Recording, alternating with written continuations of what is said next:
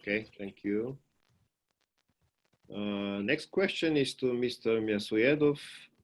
As most manufacturing industries were heavily impacted by COVID-19 financially, and also the switching cost for them to adopt clean, renewable energy is high, do you think that COVID-19 will promote or demote the adoption of new energies?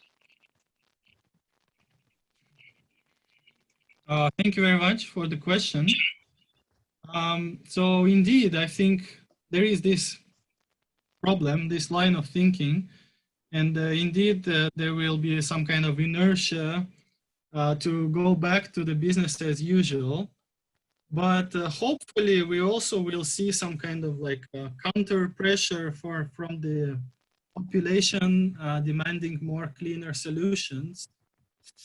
So maybe this will be a kind of, this will balance out this urge to return to the business as usual. This is one point. And another point is maybe thinking that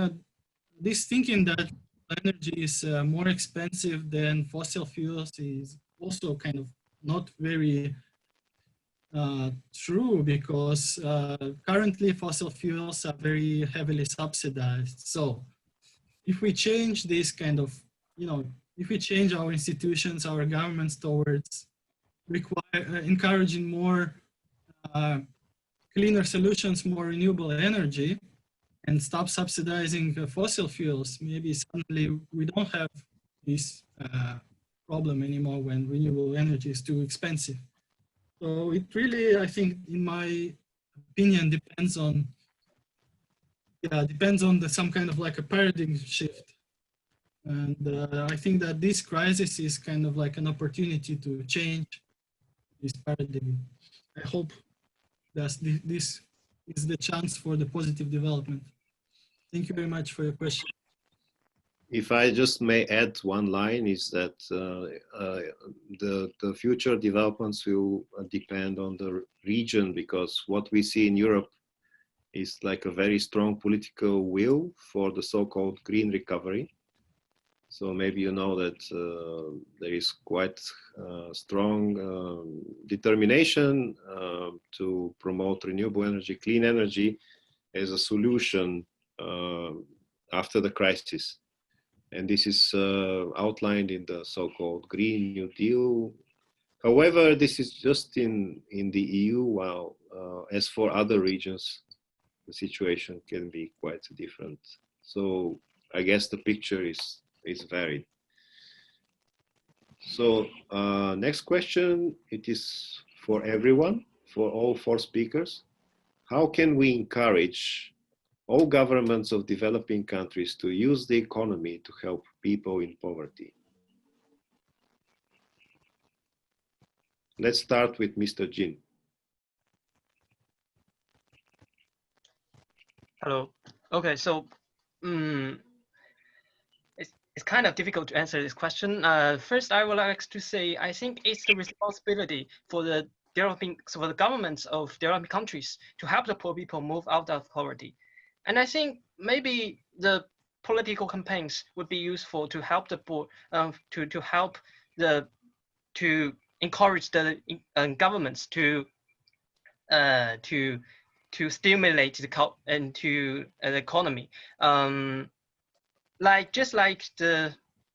think the recent Black Lives Matter. So maybe this kind of, I don't mean the demonstrations, acute demonstrations, but maybe some call, we should speak for them, for the poor people, to raise the awareness for helping the poor people. Maybe that's okay for, that would be useful. Thank you. Thank you. Ms. Ni? Can you hear me? So thank you for the questions. So from my perspective, because my research is more related with the innovation industries. So for me, I think that the one thing that a government can directly do to help people in poverty is, as we all know, that many people in poverty are still work in the jobs like related with the agricultural works. So therefore, like in China, like the governments may encourage these people who work in agriculture parts to sell them their products by some new technology ways, like to link the internet with the agricultural products and available them to have the more channels to sell their products, and therefore to help them increase their revenues indirectly. So therefore, I think one thing that the governments can do of the developing countries to helping people in poverty for the developing countries, they can use the new technologies, and for the apply current technologies to the people in poverty, which I think can directly help people there. Okay. Fyodor, any thoughts about this? Yeah, so I think maybe currently how the governments respond to the crisis by injecting a lot of money into the economy is maybe not very efficient, because basically they are bailing out the big corporations that kind of like the money goes to the rich people basically, and poor people are not getting a lot. So somehow we need to change this kind of distribution system, I think. And in the end, I think eventually we need to come to this understanding that we need this universal basic income.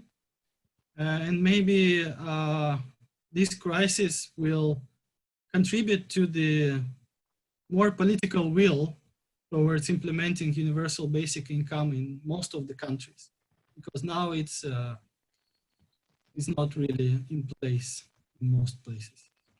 So yeah, that's my opinion. Okay. And Mr. Han?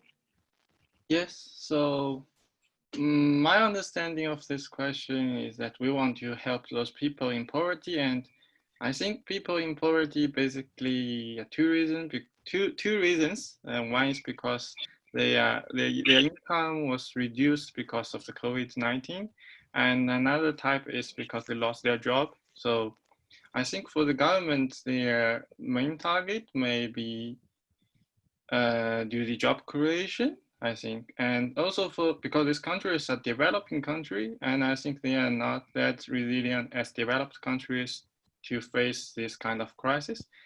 I think one good way to create jobs while further have more resilient to those disasters might be investing in infrastructure, not only the like the road, but also internet infrastructures, because I believe the next stage, the world will go into the digitized, and